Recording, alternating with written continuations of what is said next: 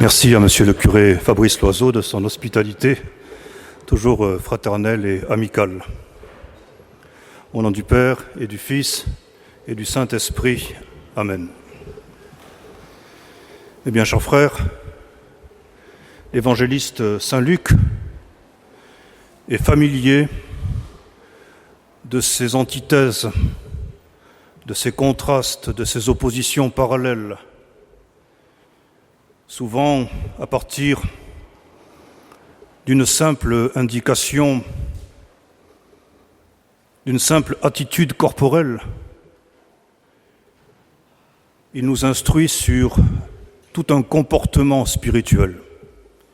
Par exemple, dans la parabole du bon samaritain, tandis que le prêtre et le lévite s'éloignent, changent de trottoir, quand il rencontre cet homme à demi-mort, le bon samaritain, lui, s'approche. Par exemple, lorsque 10 lépreux sont guéris par Jésus, 9 d'entre eux poursuivent leur route, tout ingrats qu'ils sont, tandis que l'un d'entre eux, qui est précisément samaritain, rebrousse chemin, revient sur ses pas. Il en va de même aujourd'hui, avec le pharisien et le publicain. Le pharisien se tient en avant, debout, dans toute son arrogance, dans toute son autosuffisance, dans toute sa boursouflure, tandis que le publicain, lui, se tient en retrait et n'ose pas même lever ses yeux au ciel. Jésus, aujourd'hui, nous interpelle, chacun d'entre nous, sur 3 types de perversion de la vie spirituelle. La première concerne notre prière, la deuxième, nos œuvres, et la troisième, notre comportement à l'égard de notre prochain. Tout d'abord, le premier écueil, et même il faut dire la première perversion radicale de la prière, c'est le « moi-je ». Au fond, toute la prière du pharisien tient en ces 2 mots, « moi-je ». Vous me direz qu'il rend grâce à Dieu, donc Dieu est présent dans sa prière. Mais Dieu n'est présent dans sa prière qu'à titre de témoin de l'hypertrophie de son ego. Oui, quand on entre dans la vie intérieure, on peut être frappé par cet écueil de l'introspection. La vie spirituelle consiste dans la contemplation et nous substituons à la contemplation de Dieu l'introspection, c'est-à-dire le retour et le regard sur nous-mêmes. Voilà la grâce qu'il nous faut demander aujourd'hui.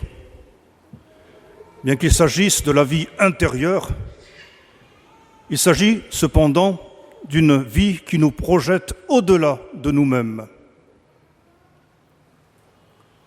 Nous devons donc veiller à ne pas nous regarder prier, qui plus est, à ne pas nous auto-contempler, nous introspecter, mais avoir une prière qui vise le seul objet, c'est-à-dire le seul sujet qui en est digne, Dieu, Jésus-Christ, notre Seigneur lui-même. Le deuxième écueil, la deuxième perversion possible de la vie spirituelle concerne donc les œuvres. Notre pharisien d'aujourd'hui est un comptable. il sait exactement toutes les œuvres qu'il a accomplies. Ces œuvres, du reste, ne sont pas mauvaises, ce sont des œuvres de miséricorde. Prier, jeûner, faire l'aumône, s'acquitter même de la dîme, de l'impôt religieux. Tout cela est bon. Mais ce qui est pervers, c'est de s'en attribuer le mérite. En effet, c'est la grâce de Dieu qui nous donne de pouvoir accomplir ces œuvres de miséricorde et de justice. En outre, ce qui est pervers chez ce pharisien qui s'approprie, qui s'arroge le mérite de ses œuvres, c'est d'utiliser ces mêmes œuvres comme un titre de revendication, d'exigence stricte du salut comme d'un dû. Or, le salut, nous le savons, est toujours de notre part immérité et de la part de Dieu gratuit. C'est d'ailleurs à l'aune de cette parabole du pharisien et du publicain que nous comprenons la dialectique paulinienne dans l'épître aux Romains et dans l'épître aux Galates sur la justification par la foi et non pas par les œuvres. Cela signifie effectivement que le salut est immérité de notre part et gratuit, entièrement gratuit, absolument gratuit de la part de Dieu. Et la troisième perversion possible de la vie spirituelle, c'est le jugement de mépris à l'égard de notre prochain. Certes, nous le savons, un chrétien ne doit pas faire comme tout le monde. Faire comme tout le monde est un principe mortifère. Saint Paul nous dit « Ne vous modelez pas sur le monde présent ». C'est un principe radical d'anticonformisme chrétien. Pour autant, nous sommes solidaires de l'humanité pécheresse. Et nous n'avons pas à juger notre prochain, comme ce pharisien qui d'ailleurs porte un jugement très global. Mon Dieu, je te remercie de n'être pas comme le reste du monde.